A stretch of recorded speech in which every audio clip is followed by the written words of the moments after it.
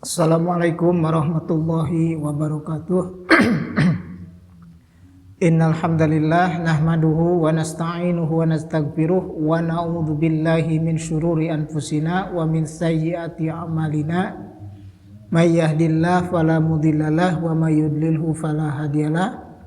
Asyhadu an la ilaha illallah wahdahu la syarikalah wa asyhadu anna Muhammadan abduhu wa rasuluh alladzi la nabiyya ba'dah. Qala Allah Ta'ala fil Qur'anil Karim, a'udzu billahi minasyaitonir rajim. Bismillahirrahmanirrahim. Wala takunu kallati naqadat gajlaha min ba'di quwwatin amkasa. Al-ayah. Ikhwatul iman rahimakumullah, syukur alhamdulillah kita panjatkan kehadirat Allah Subhanahu wa taala yang mana pada kesempatan kali ini kita bisa bertemu kembali bertatap wajah. Insyaallah kita dalam keadaan sehat walafiat, tidak kurang suatu apapun. Bagi ikhwatul iman yang sedang mengalami musibah ujian sakit, mudah-mudahan Allah segera sembuhkan penyakitnya, dan selama ikhtiar berdoa mencari kesembuhan, mudah-mudahan menjadi kafarat bagi dosa-dosanya. Salawat dan salam marilah senantiasa kita limpah curahkan ke baginda Rasulullah Shallallahu Alaihi Wasallam, kepada keluarganya, para sahabat, para tabi'in, para tabi'ut tabi'in, dan seluruh umatnya yang istiqomah menjalankan sunnah-sunnahnya. Ikhwatul iman rahimakumullah, pada muqaddimah tadi saya telah membacakan satu kutipan atau potongan ayat dari surah An-Nahl ayat ke-92. Ayat ini sangat relevan, ada korelasinya dengan fenomena yang terjadi pada kebanyakan halayak kaum mukminin setelah selesai menjalankan ibadah Ramadan. Mari kita lihat ayatnya, kita baca sama-sama, kemudian kita pahami. A'udzubillahi minasyaitonirrajim. Bismillahirrahmanirrahim. Wala takunu, dan janganlah kalian menjadi kallati naqadat gojlaha, seperti seorang perempuan yang memintal benangnya, mimba dikuatin, sehingga menjadi kuat. Setelah dipintal benangnya menjadi kuat, ankasa, tiba-tiba dia menguraikannya kembali, mencerai-beraikannya kembali, melepasnya kembali benangan yang sudah dipintal itu. Ini ayat adalah ayat permisalan yang disebut dalam salah satu ilmu Al-Quran, disebut amsalul Quran, permisalan yang disebutkan oleh Allah di dalam Al-Quran. Jadi Allah melarang kepada kita untuk menjadi seperti seorang wanita yang memintal benang, kemudian setelah dipintal menjadi kain, dia malah menguraikan kembali, melepaskan kembali pintalan benangnya. Siapa perempuan yang dimaksud dalam ayat tersebut? Ternyata perempuan itu bernama Ritoh. Dikenal Ritoh ini memang seorang perempuan karena latar belakangnya diberikan ujian yang begitu berat. Ya, dia ditinggal oleh suaminya, oleh orang tuanya, kemudian dia menjadi depresi, menjadi stres, gangguan jiwa. Sehingga perbuatan pekerjaan sehari-harinya dia selalu memintal benang, ya menenun benang mungkin ya, menjadi tali atau menjadi sehelai kain. Tetapi setelah selesai dipintal, ditenun, dia malah menguraikannya kembali menjadi helaian benang. Padahal bisa dimanfaatkan kalau sudah menjadi tali atau sudah menjadi sehelai kain, ya bisa dimanfaatkan untuk membuat pakaian mungkin begitu ya, dan lain sebagainya. Tetapi dia tidak melakukan itu karena memang dia wanita yang terganggu di saraf otaknya, disebut gangguan jiwa atau lebih dikenal mungkin ya gila begitu ya. Lalu apa korelasinya dengan fenomena kaum mukminin setelah Ramadan, masuk bulan Syawal dan selanjutnya. Permisalan yang samanya itu adalah ketika masuk bulan Ramadan, kaum mukminin itu meningkat amal solehnya, sehingga dia yang asalnya misalnya kaum laki-laki tidak berjamaah ke masjid, menjadi berjamaah ke masjid, kemudian sholat taraweh, witir, ada yang 11 rakaat, ada yang 23 rakaat. Itu rutin dilakukan selama bulan Ramadan. Kemudian juga amal sodakohnya juga meningkat. Dia ingin berderma untuk iftar misalnya, untuk buka puasa di masjid begitu. Kemudian juga dia mengerjakan baca Qur'annya banyak gitu ya. Bahkan ada kelompok, kalau ibu-ibu itu biasa suka ada kelompok yang mengadakan tadarus Quran, tilawah Al-Quran.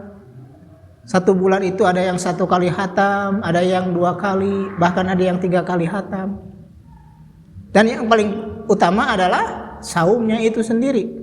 Dia bisa melaksanakan ibadah saum full selama 1 bulan, 30 hari atau 29 hari. Itu dia bisa melaksanakan amal ibadahnya meningkat di bulan Ramadan. Nah, itu seperti perempuan yang sudah memintal benang menjadi helaian kain, seharusnya dilanjutkan menjadi pakaian. Tetapi dia malah mengurai kembali benang-benang yang sudah dipintalnya, yang sudah ditenunnya.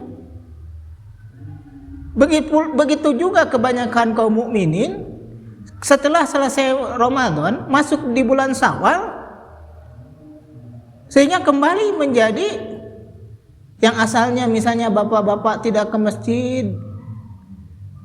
masjid lagi. Padahal bulan Ramadan dia sanggup melaksanakan tarawih, sholat tarawih, isya, ya, berjamaah di masjid 23 rakaat, 11 rakaat ditambah dengan isyanya 4 rakaat, ditambah dengan qobliyah dan ba'diyah isyanya misalnya. Itu sudah berapa puluh rakaat. Tetapi kenapa di bulan Syawal sholat isya saja yang 4 rakaat tidak bisa melaksanakan sholat berjamaah di masjid? Dia lepas kembali padahal dia sudah terlatih selama 1 bulan dia berjamaah isya di masjid. Bahkan bukan hanya isya, dengan tarawihnya tadi gitu ya, dengan witirnya juga sekaligus. Seharusnya dia melakukan itu semua setelah masuk bulan Syawal. Dia isyanya juga terus dilanjutkan ke masjid, khusus untuk bapak-bapak ya. Kalau ibu-ibu memang afdolnya memang di rumah kalau untuk wanita ya. Tapi ini bapak-bapak memang afdolnya kalau sholat fardu itu ya harus di masjid. Kemudian baca Qur'annya juga setelah selesai Ramadan tidak lagi baca Qur'an. Kaum ibu-ibu juga yang ada target ketika bulan Ramadan harus khatam, di bulan Syawal tidak ada target. Kenapa bisa begitu? Ya. Kemudian yang utamanya itu adalah saumnya. Padahal kaum mukminin sudah dididik oleh Allah 1 bulan full, dia sanggup melaksanakan ibadah saum selama 1 bulan 29 hari atau 30 hari. Masuk di bulan Syawal. Bukankah di bulan Syawal ada saum juga yang dikenal dengan saum Syawal 6 hari? Seharusnya dia sanggup untuk melakukan sholat saum sunnah Syawal 6 hari, karena dia sudah sanggup melaksanakan 1 bulan di bulan Ramadan full penuh. Di bulan Syawal hanya 6 hari, tidak berurutan juga boleh, selang-seling misalnya gitu ya, seminggu 2 kali atau 3 kali gitu ya, silahkan saja. Yang jelas 6 hari di bulan Syawal. Tapi kenapa banyak yang tidak melakukan itu? Padahal sudah dididik selama 1 bulan, kita sanggup melaksanakan 30 hari, 29 hari. Seharusnya masuk bulan Syawal yang hanya 6 hari, seharusnya sanggup untuk melakukan saum 6 hari. Hal yang sangat aneh sekali ya. Ada seorang atlet angkat besi misalnya, beban 60 kilo keangkat, tetapi mengangkat beban 10 kilo tidak keangkat. Itu aneh.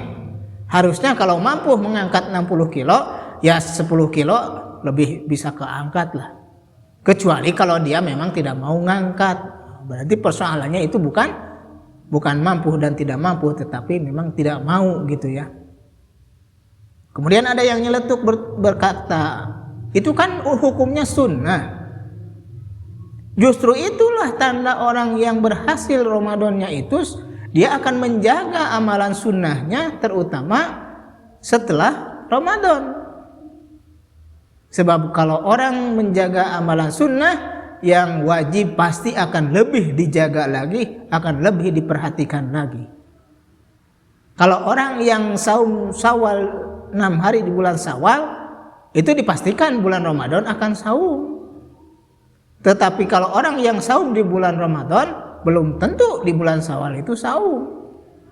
Dan kebanyakannya memang demikian. Yang saum di bulan Syawal itu, yang 6 hari itu sedikit jumlahnya. Dan pasti yang melakukan, sekali lagi, yang melakukan saum sunnah di bulan Syawal, pasti di bulan Ramadan itu akan melakukan saum Ramadan. Tidak mungkin ada orang yang nyawalan tapi terpuasa Ramadan, asa piraku gitu ya. Orang yang melaksanakan sholat qobliyah subuh pasti melaksanakan sholat subuh. Tetapi belum tentu orang yang sholat subuh melakukan sholat sunnah qobliyah subuh.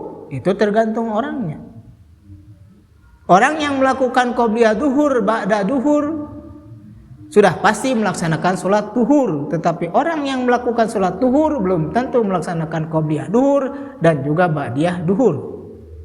Kesimpulannya, orang yang menjaga, memelihara amalan sunnah, pasti yang wajib lebih diperhatikan, lebih dijaga lagi. Dan itulah tandanya orang-orang yang benar mukmin.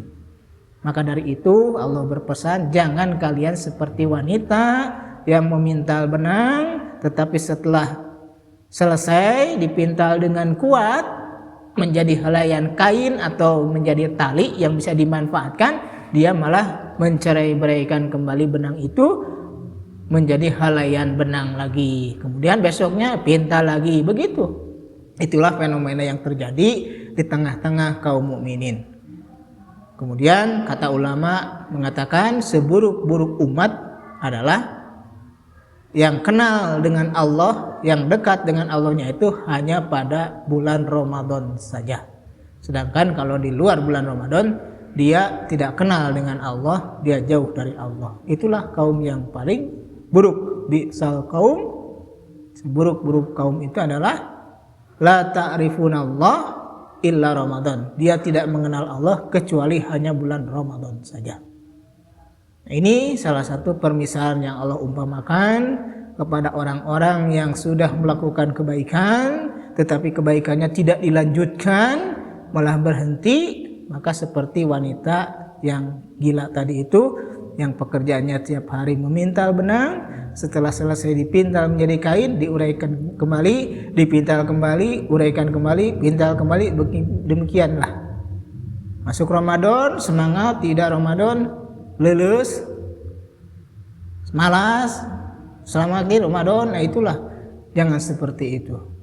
Itulah pesan yang Allah sampaikan di dalam surah An-Nahl ayat ke-92.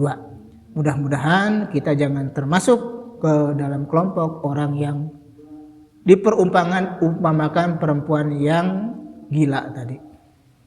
Kita tutup dengan membaca doa kifarat majelis. Subhanakallahumma wa bihamdika asyhadu an la ilaha illa anta astaghfiruka wa atubu ilaik. Wassalamualaikum warahmatullahi wabarakatuh.